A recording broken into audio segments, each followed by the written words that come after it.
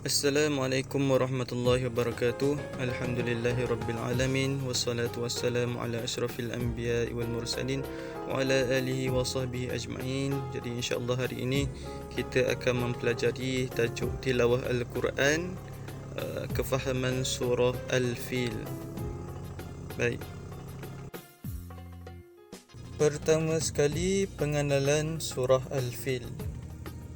Baik, surah Al-Fil, maksud surah Al-Fil ialah gajah. Surah ini mengandungi 5 ayat dan surah Al-Fil juga diturunkan di Mekah. Seterusnya tema surah Al-Fil. Surah Al-Fil adalah kisah tentang tentera bergajah ataupun azab Allah terhadap tentera bergajah yang ingin menyerang Kaabah.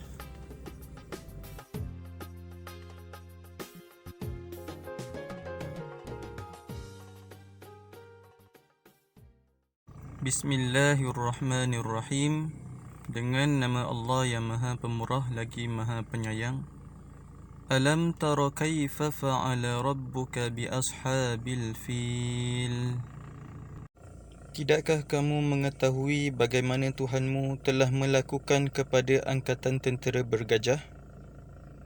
Alam yaj'al kaidahum fi tadlil. Bukankah Tuhanmu telah menjadikan rancangan jahat mereka dalam keadaan merugikan dan memusnahkan mereka? Wa arsala alaihim tayran ababil. Dan dia telah menghantarkan kepada mereka rombongan burung yang berpasukan. Tarmihim bihijaratin min sijil. Yang melontar mereka dengan batu-batu dari sejenis tanah yang dibakar keras. Faja'alahum ka'asfim ma'kul. Lalu dia menjadikan mereka hancur berkecai seperti daun-daun kayu yang dimakan ulat. Sadaqallahul azim. Seterusnya ringkasan kisah tentera bergajah. Peristiwa ini berlaku sebelum kelahiran Nabi Muhammad SAW, di mana terdapat seorang ketua bernama Abrahah di bawah pimpinan Raja Habsyah telah membina sebuah gereja yang besar dan cantik dan diberi nama Al-Qulais bagi menarik minat masyarakat Arab supaya ke sana untuk melakukan ibadah haji. Namun, kunjungan masyarakat Arab ke gereja tersebut tidak mendapat sambutan kerana selama ini mereka hanya menunaikan haji di Mekah. Abrahah merasa tidak berpuas hati dan ingin memaksa orang Arab supaya mereka hanya menunaikan haji di gereja yang telah dia bina. Lalu, Abrahah berangkat ke kota Mekah bersama dengan tentera bergajah. Ketika tiba di suatu tempat bernama Al-Mughammis, mereka merampas harta benda orang Arab termasuklah 200 ekor unta milik Abdul Muttalib yang merupakan orang yang dihormati di Mekah oleh kalangan Quraisy pada ketika itu. Abrahah juga menyampaikan perutusan dengan menyatakan bahawa kedatangannya ke Mekah bukan untuk berperang tetapi untuk menghancurkan Kaabah.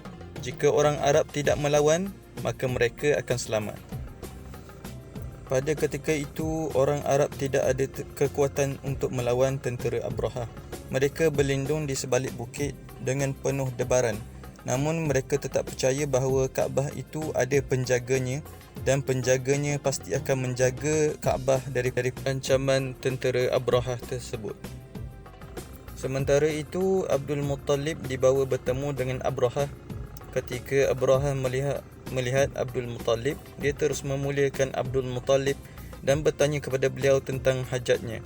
Abdul Muttalib hanya meminta agar dikembalikan 200 ekor unta yang telah dirampas daripadanya.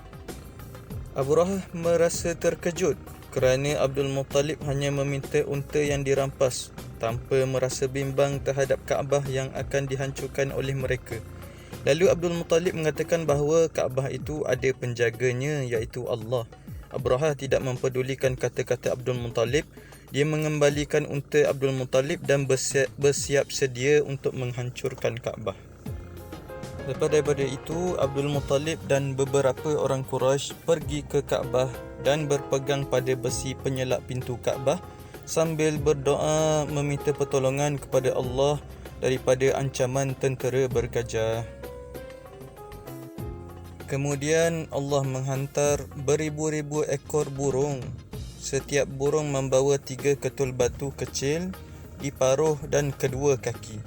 Lalu batu itu dilontarkan kepada tentera bergajah.